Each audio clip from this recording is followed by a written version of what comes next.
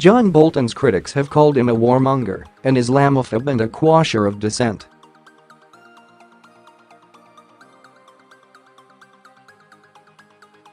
But one label alarms the most about President Donald Trump's incoming national security advisor, savvy bureaucrat.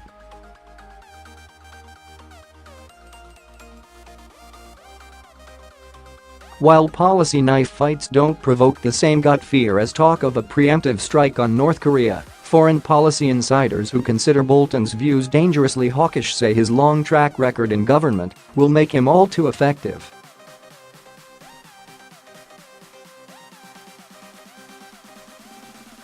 If you disagree with Bolton's policy preferences, he is dangerous for 3 reasons. He is unafraid to start a policy fight in public, he knows how to pull bureaucratic levers when convenient, and he knows how to work around bureaucratic barriers when not, said Loren DeJonge Schulman, a top aide to former Obama White House National Security Advisor Susan Rice.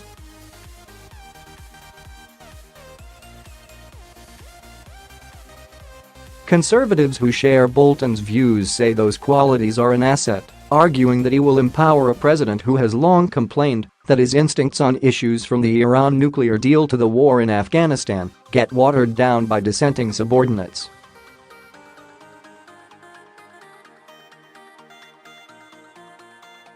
He really knows how to make the system work, said Elliott Abrams, who served as Deputy National Security Advisor under George W.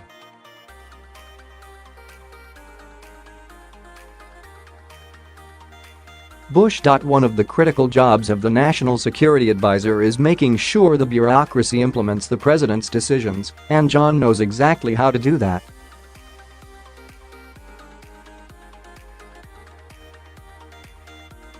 Bolton has told President Donald Trump that he needs a national security advisor with more internal power.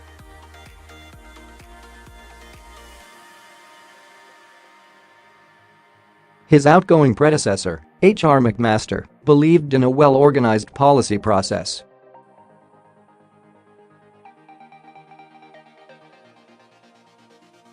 But the 3-star Army general and former tank commander came to the job with little background in bureaucratic politics and never established a strong reputation for effectiveness.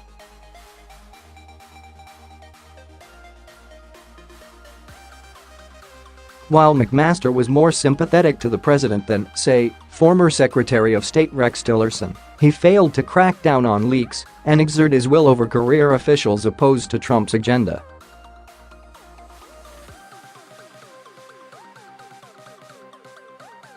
Bolton's success in the job may hinge on his ability to bend a largely hostile bureaucracy to his and the president's will.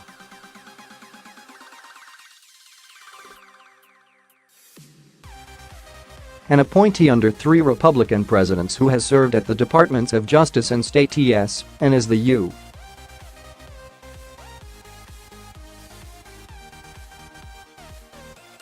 ambassador to the United Nations, Bolton has decades of experience dueling with colleagues who considered his views too harsh and often outsmarting them.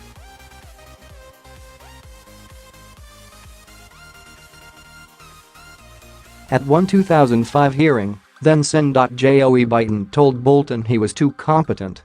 "I would rather you be stupid and not very effective," Biden added.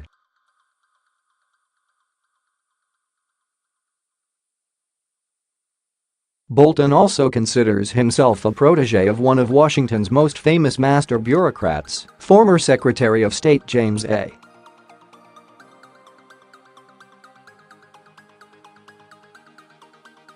Baker, under whom Bolton served in the George H.W.Bush administration. Valuing his legal acumen, Baker also took Bolton with him to Florida to assist with the contentious 2000 election recount there.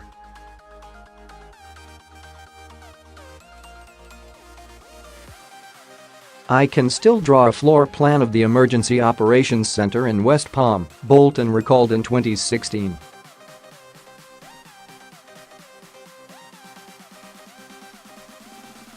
"John's an extraordinarily bright guy," Baker told MSNBC on Wednesday, calling him an extraordinarily capable public servant.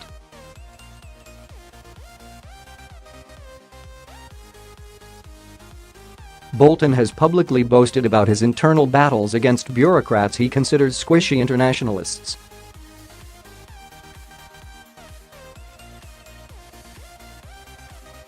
His 2007 book, Surrender is Not an Option, is peppered with contemptuous references to the State Department's high-minded accommodationists and crusaders of compromise with whom he did battle on global hotspots from North Korea to Iran during the George W.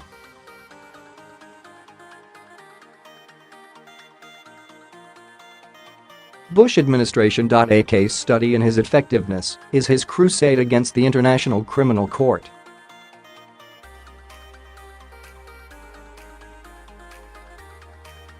Bolton, then Undersecretary of International Organizations, struck bilateral agreements with over 100 countries to ensure Americans would not be handed over to the court, established in a treaty signed by President Bill Clinton.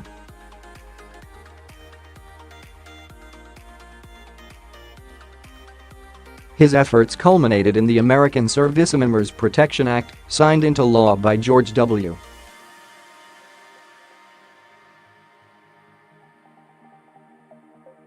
Bush in 2002. Nicknamed the Hague Invasion Act, the law authorizes the president to use any means to secure the release of Americans detained by the ICC, headquartered in The Hague, on the coast of the Netherlands.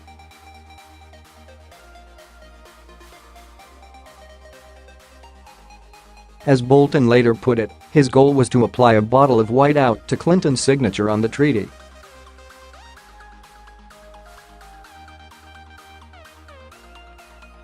This was an issue he owned and really drove U.S. policy on, and not just in a hawkishly blunt way, but in a really sophisticated way, said Matthew Waxman, chairman of the National Security Law Program at Columbia University and a State Department and NSC veteran.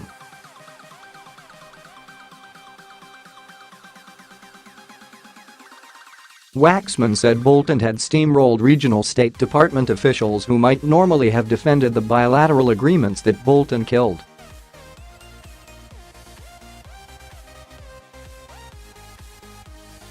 Bolton just dominated the bureaucratic process, Waxman said. Former colleagues also cite his victories at the United Nations on North Korea, against which the Security Council levied trade and travel sanctions in October 2006, as an example of his strategic savvy.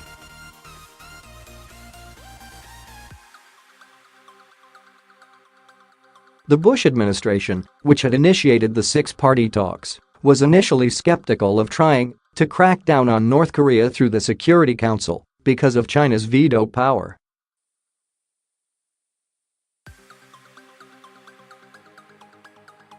A former colleague said Bolton fought like crazy to lower expectations to just get it on the agenda, scheduling briefings for the Security Council and then ensuring that the briefings were alarming enough to raise concern.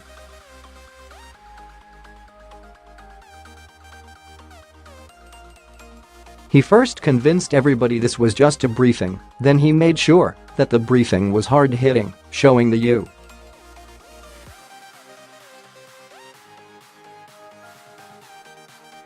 UN Security Council what we were up against, and then he moved the Security Council to issue a statement that North Korea's behavior was unacceptable, the former colleague said.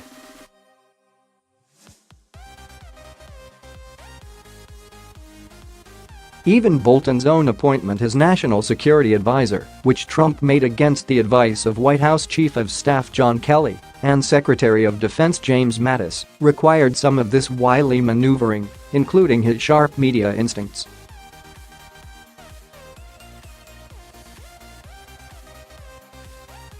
Before Kelly's arrival at the White House last July, Bolton had enjoyed regular access to Trump and former chief strategist Steve Bannon, and, at Bannon's request, wrote up a plan for a possible U.S.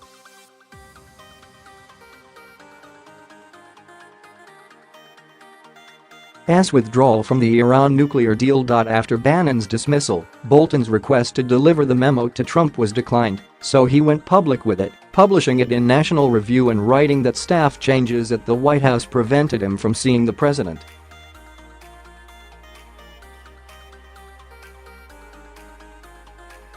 The idea was, I would go see him and, The timing of the certification decision and Reince Priebus's firing were not far apart, Bolton told Politico last August, after Trump certified Iran's compliance with the nuclear deal for the second time, before ultimately refusing to certify 90 days later.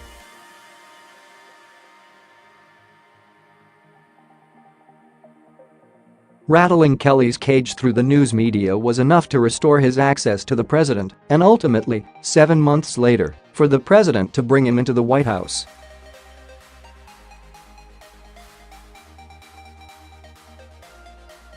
It's that sort of relentlessness that Bolton told Trump, in subsequent conversations, was needed to whip his National Security Council into shape.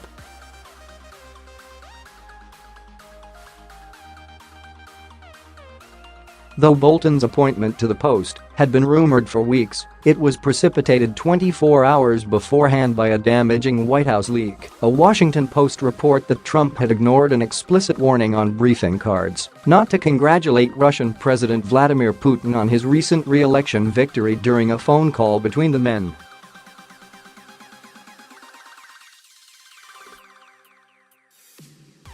The leak seemed highly likely to have come from his national security team. A second former Bolton colleague predicted his success in the job for another reason, that Bolton has come to be loathed by his adversaries, his former job as a Fox News analyst, where he has for years now dished out pithy statements and bombastic rhetoric on a range of national security issues.